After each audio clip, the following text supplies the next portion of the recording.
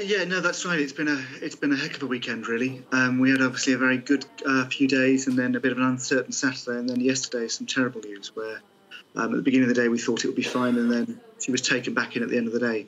The last I spoke to Nazanin was in the car on the way back to the prison.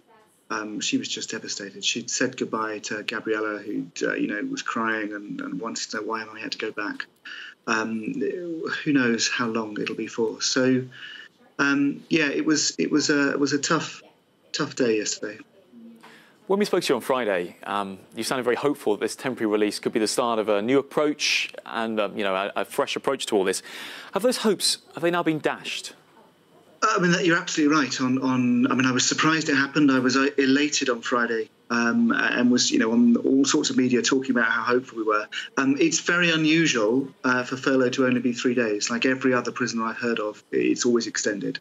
So for us to be brought back in, yes, we were very hopeful it happened, and then now we're left disoriented and wondering just what it means. In terms of how hopeful I am, I suppose it feels like I'm trying to make sense of things. My sort of immediate worry is kind of how she's going to be coping back in prison and what she's making of it all. As I say, it was a desolate day yesterday. A desolate day yesterday. I mean, how will Nazanin cope? We obviously heard how upset she was in the message she sent you. I mean, how will she now cope being back in the cell? I don't know is the short, honest answer. I will get to speak to her tomorrow. Typically, she's allowed to call on a Tuesday, so that'll be the first time I'll hear how she's getting on.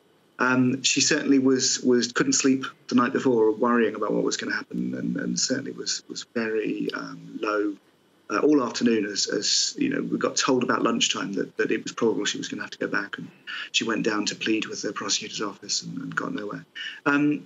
I mean, I think I think the last time I was on with you guys, she was close to being at her wit's end before. So you're sort of raising hopes and having them crash down. It's a very cruel experience. So we'll have to see how she goes.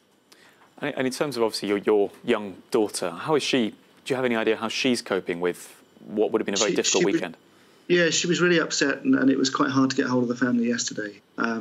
She obviously loved having a mum there and was very tactile and just really pleased taking her to her nursery to show mummy her nursery and to show her nursery to mummy. Also just being with her and the family and reading stories and so on. So, yeah, I mean, you can see in that picture there, she was really upset. When I spoke to her, she was upset. Nazanin's parents were upset. The whole family. It's been a shock, an adjustment. Yeah. So in terms of moving on from this shock, what are the next steps that you're taking? And have you heard anything from Jeremy Hunt, from the Foreign Office, about how they're going to try and move this forward?